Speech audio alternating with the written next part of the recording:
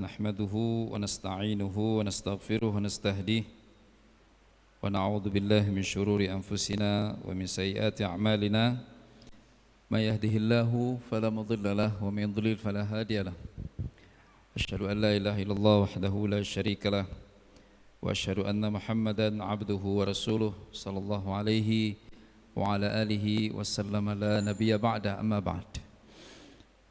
As-Saff, berbaris jauh sebelum ilmu atau kedisiplinan baris berbaris itu diajarkan di tanah air, jauh sebelum baris berbaris dikenal luas sebagai bagian penting dari kedisiplinan. 14 abad yang lalu bukan lagi sekedar Nabi tapi Tuhan Allah Azza wa Jalla menurunkan surat yang diberi nama dengan As-Saff, surat barisan.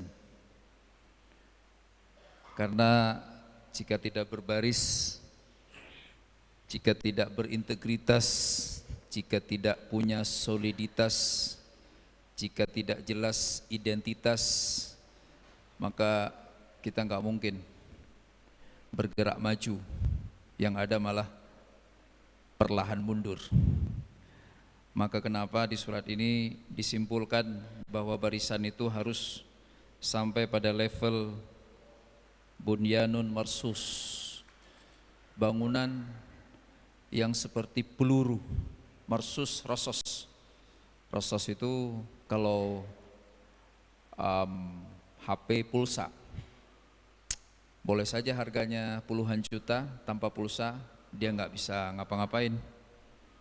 Rasas itu kalau senapan peluru, boleh saja senapannya canggih, tapi tanpa peluru maka dia nggak bisa ngapa-ngapain. Maka bangunan pun sama, bunyan, dia harus marsus, dia harus saling menguatkan, dia harus saling menopang, dia harus punya tujuan jelas.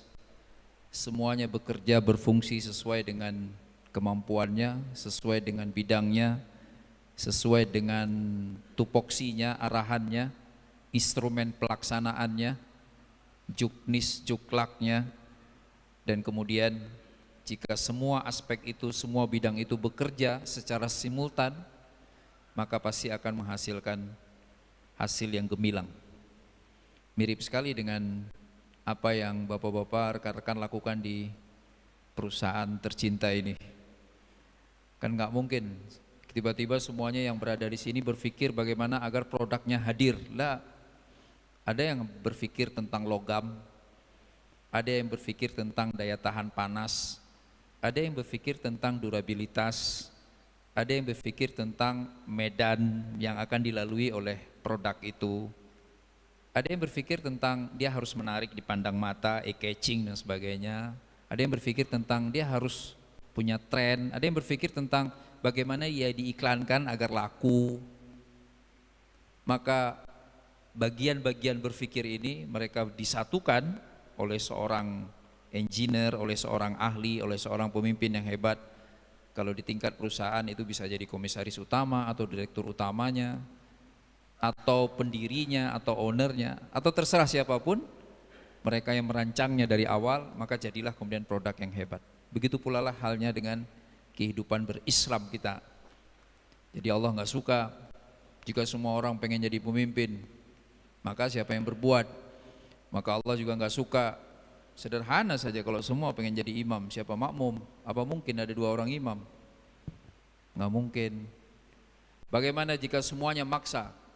Kami hanya mau sholat berjamaah kalau berdiri di saf pertama, bubar kita, berantem orang. Maka ada aturannya, kalau memang terlambat saf pertama penuh, berkenanlah untuk berdiri di saf kedua, rahimakumullah. Bagaimana mungkin kalau semuanya berpikir, pokoknya saya harus sholat jamaah, maka siapa yang jaga perusahaan ini? Nggak ada security. Semua bisa masuk, akhirnya keamanannya tidak terjaga. Maka pastikan, pesan utama di dalam surat ini biasanya ulama menyebutnya 3 hal, bapak-bapak. Nanti bapak-bapak baca sendiri aja ya ayatnya ya, karena waktu kita singkat sekali. Yang pertama sekali tentang integritas. Background sejarahnya berkumpul beberapa sahabat Nabi, ini Madaniyah, turun di kota Madinah. Mereka ngumpul duduk-duduk Bapak. Mereka diskusi dan mereka ngomong gini, apa ya amalan yang paling top, yang pahalanya paling besar. Terus yang lainnya nyeletuk, pokoknya kalau Nabi ngasih tahu amalan itu, kalau ada ayat Allah turun, kita pasti akan langsung melakukannya. Ternyata itu tidak pernah terjadi.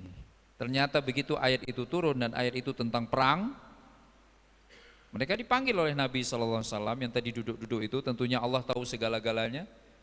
Nabi dapat informasi dari Allah, ada sekelompok sahabatnya duduk sedang dalam tanda kutip berangan-angan, siap mengeksekusi, melaksanakan apapun perintah demi dicintai oleh Allah. Enggak taunya mereka terlihat tidak siap. Maka turun ayat ini, kabura maqtan indallah an taqulu ma la taf'alun. Allah marah besar. Maqtan itu al-ghadabu asyadid. Allah marah besar engkau mengucapkan apa yang engkau tidak lakukan. Mohon maaf Bapak, saya perlu kasih sampel sederhana saja. Ngegas, haram, haram, riba, riba. Begitu kita cek, bang bagi dong rekeningnya, saya pengen transfer duit buat antum. Dikirimlah rekening ribawi. Konyol nggak itu? Ya nggak usah teriak riba lah, kalau rekeningnya ribawi, diam aja, teriak yang lain aja. Rahimakumullah. Ayo amalkan sunnah. Bulan puasa kita ajak dia sholat 20 rakaat, dia komplain. Apaan itu? Sholat 11 rakaat. Dia sedang menghina sahabat Nabi Umar bin Khattab. Apa kata Nabi? Yang menghina sahabatku tidak akan pernah mencium bau surga. Jadi rahimakumullah, artinya apa? Kita harus punya integritas. Hati-hati dengan ucapan.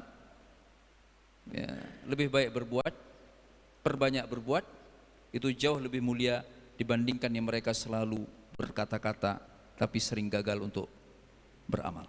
Yang kedua rahimakumullah, dari surah As-Saff ini kita belajar harus soliditas, solid bapak-bapak. Keluarga, nggak mungkin lah kalau nggak kompak, bahasa kampungnya.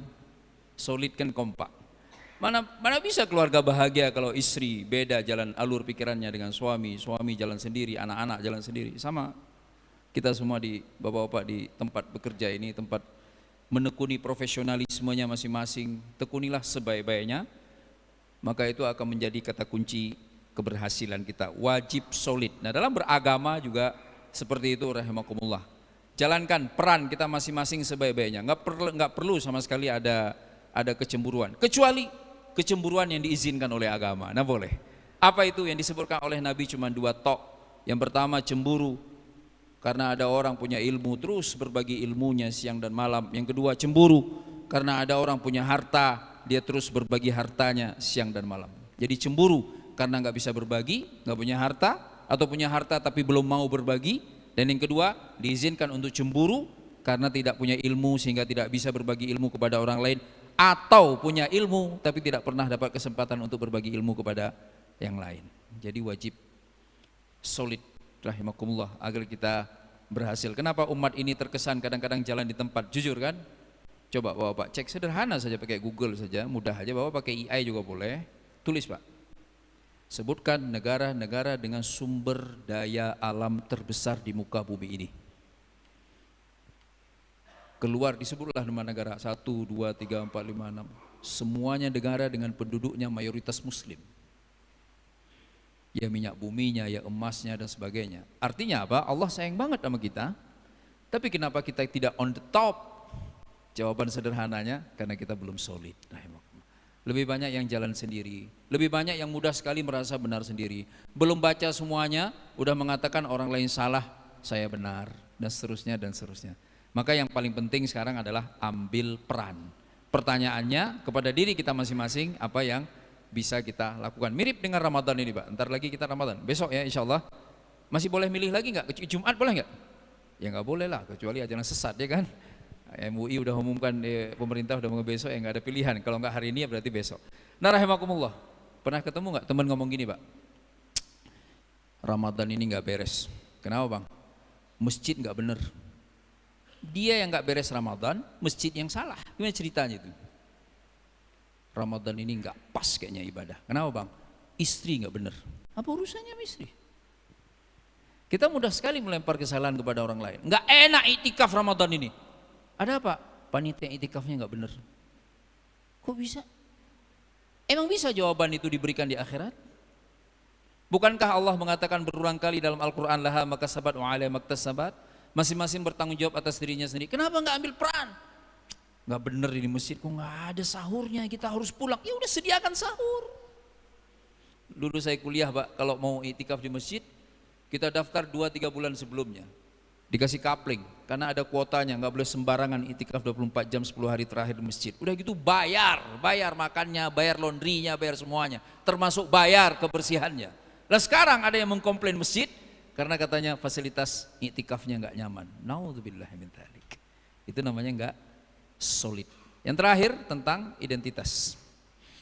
Ada 2 kelompok yang disebutkan di surat ini, ya kan? Ada Yahudi, ada Nasrani. Benar, Bapak-bapak? Ya, wa qala Isa. Sahih? Wa qala Musa. Musa dulu kemudian Isa. Apa bedanya nih? Sama-sama cerita masa lalu, sama-sama cerita ahlul kitab. Nabi Musa Yahudi, umatnya. Nabi Isa Nasrani. Umat Yahudi ngeyel, nggak nurut, pembangkang, melawan, diselamatkan malah memilih jalan sesat. Itu kan stylenya Yahudi. Nah kita diminta untuk nggak jadi seperti itu. Mereka juga punya nabi dan nabinya cukup hebat, Nabi Musa, dan Al-Quran merekam bukan lagi kitab Taurat, tapi lokasi di mana Taurat diturunkan. Ada kan? Surah At-Tur. Keren banget ternyata Taurat. Dipuji-puji dalam Al-Quranul Karim, Wat-Tur. Masya Allah. Demi lokasi tempat diturunkannya Taurat. Keren nabinya, keren kitab sucinya, luar biasa mukjizat nabinya. Tapi perhatikan umatnya, dari dulu sampai detik ini nggak pernah sejarah merekam mereka hidup dengan cara yang benar. Lah, nabinya jadi lawan, yang menyelamatkan mereka dari terkaman Fir'aun malah dilawan. Nabinya masih hidup, mereka malah syirik, bikin patung anak sapi untuk disembah. Tapi berbeda dengan Hawariyun. Hawar apa? Hawar putih, bersih hatinya, pengikut Nabi Isa. Ada beberapa yang mereka memang jujur, mereka baik, mereka konsisten, mereka komitmen. Nah mereka menyebut dirinya, mereka dipuji oleh Allah sebagai Ansarullah. Ulama sejarah mengatakan, dari ayat inilah kemudian istilah Ansar itu menjadi sangat populer. Bayangkan Pak, kita sama-sama agama langit. Ada Nabi Musa, kemudian Nabi Isa, kemudian Nabi Muhammad SAW. Hanya Islam tok yang paling fair sampai detik ini. Keren kan? Ulama tafsir Pak mengatakan surat ini menjadi bukti penting bahwa umat Islam bahkan diminta untuk mempelajari bagaimana kesetiaan yang ditunjukkan oleh pengikut Nabi Isa alaihissalam, Hawariyun. Jadilah Ansarullah. Identitas kita adalah penolong agama Allah Subhanahu wa taala. Maka Bapak-bapak, idealnya Pak, siapapun kita, apapun profesinya, apapun keahliannya, kalau ditanya, "Bang, repot amat, saya pengen tolong agama Allah." Allah butuh pertolongan? Enggak, itu bahasa kiasan. Menolong agama Allah itu maksudnya menghidupkan agama Allah. Ramadan, insya Allah nanti kita salat maghrib, udah masuk Ramadan pertama tahun 1447 Hijriah. Mari tunjukkan kita serius beridentitas sebagai yang menolong agama Allah Subhanahu wa taala. Saya kira demikian kajian kita tentang surah As-Saff. Jaga barisannya, jaga integritasnya, jaga soliditasnya, dan jaga semangatnya untuk merawat identitas kita sebagai seorang muslim yang menjadi rahmatan lil alamin. Demikian, semoga ada manfaatnya buat kita bersama. Mohon maaf jika ada kesalahan. Billahi taufiq wal hidayah. Wassalamualaikum warahmatullahi wabarakatuh.